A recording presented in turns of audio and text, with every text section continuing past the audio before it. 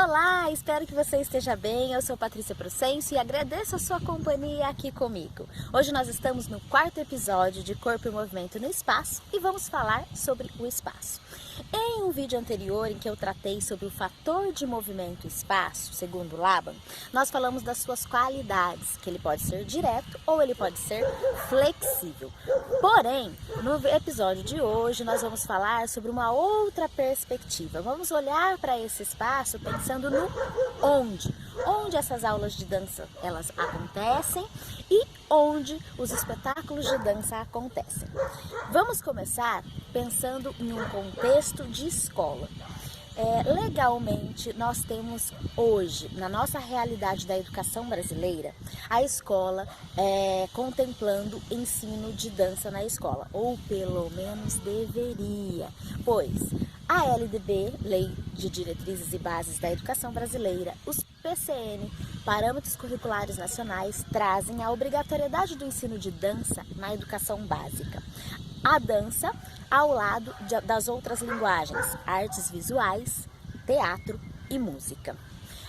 Mais recentemente, nós temos um outro documento orientador, que é a Base Nacional Curricular, em que ela traz toda a referência da dança como uma unidade temática que deve ser desenvolvida tanto no componente curricular arte, quanto no componente curricular da educação física.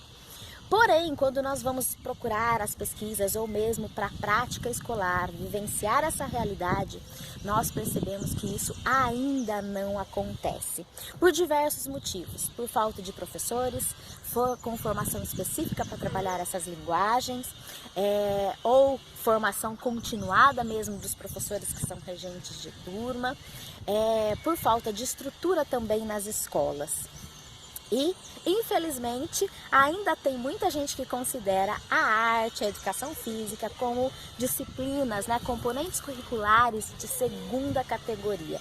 Infelizmente, há uma valorização maior do português, da matemática, o que isso vem também a reforçar o que nós já falamos em um dos nossos episódios anteriores, em que há uma supervalorização do corpo, da mente em detrimento do corpo, ou seja, dessas atividades relacionadas mais ao intelecto do que ao físico, esquecendo daquele conceito de corpo como totalidade e de que nós temos uma integração, uma unidade entre uma coisa e outra. E há essa influência, daquilo que está relacionado ao físico-motor, ao que está relacionado ao intelecto. Lembram do que nós já discutimos sobre as dimensões que vão se integrar e formar essa totalidade que é o corpo. Bem, então pensando que no contexto escolar a dança deveria ser obrigatória, onde normalmente ela acontece? Nós vemos acontecendo quando faz parte da educação física ou de um professor específico trabalhando a dança na escola como um componente curricular ou um projeto social que seja, o espaço da sala em que essa aula acontece normalmente é na quadra, é uma sala de aula mesmo em que os professores arrastam as carteiras e deixam aquele espaço livre para ser executada, é o pátio da escola. Dificilmente nós temos ali um espaço que seja pensado e com uma estrutura adequada para uma aula de dança, com os materiais adequados. Infelizmente essa ainda é a nossa realidade brasileira.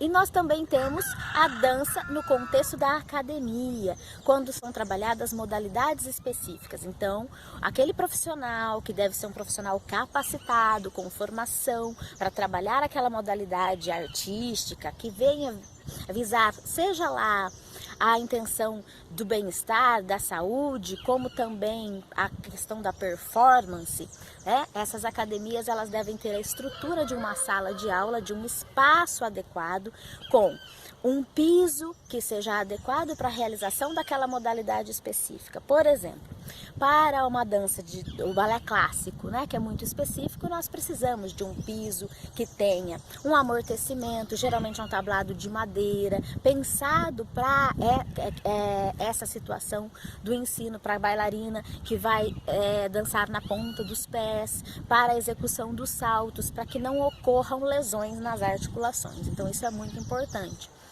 Um outro aspecto que normalmente nós vemos nas salas de aula de dança é a utilização do espelho. O espelho, ele pode ser descartado, ele não é de extrema necessidade.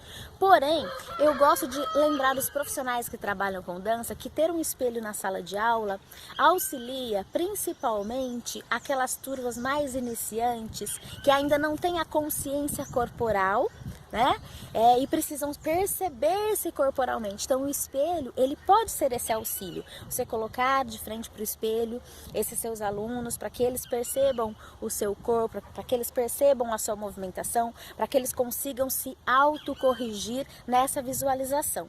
Mas também é sempre preciso ter um cuidado para que isso não se torne um vício, né? E que aí, tudo que for fazer, a pessoa perde essa dimensão de utilizar o seu corpo com as cabeças específicas para cada movimentação, porque fica presa só a esse espelho. Então, o objetivo e a relação do professor com o aluno diante desse propósito da utilização do espelho deve ser muito bem trabalhada, né? É muito bom para a questão da percepção corporal, mas o professor também pode e deve em alguns momentos, se tiver uma cortina preta, fechar esse espelho para que executem as atividades, os movimentos, a dança, sem ficar se olhando nesse espelho, ou que mude, né, a relação do aluno.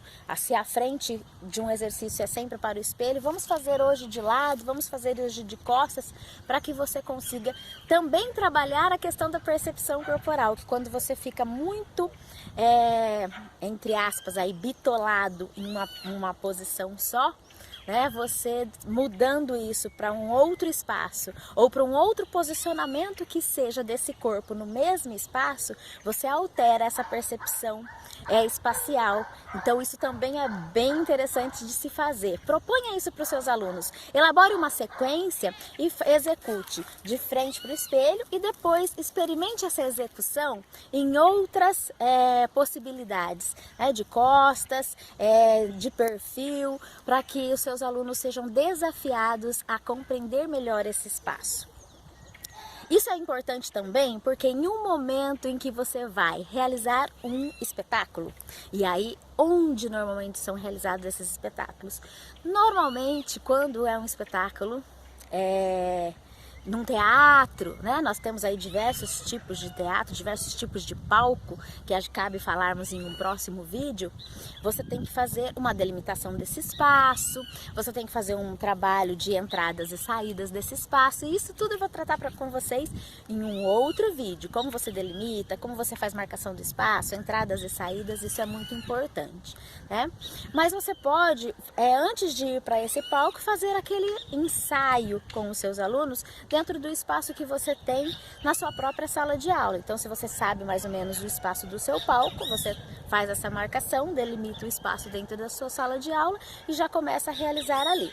É claro que você vai se deparar em alguns momentos com espaços maiores ou menores, quando você não tem essa dimensão exata do espaço onde vai acontecer o seu espetáculo com antecedência. E aí o ideal é sempre agendar um ensaio geral, pelo menos uma ou duas vezes antes que o espetáculo aconteça. Esse espaço, ele não acontece só dentro de um teatro. Eu posso lá na escola realizar uma apresentação com os meus alunos e chamar todas as outras turmas para participar. Como nós podemos organizar esse espaço? Procure algo que tenha condições de abrigar tanto aqueles que vão se apresentar, como também aqueles que vão apreciar, vão assistir, os espectadores da sua apresentação.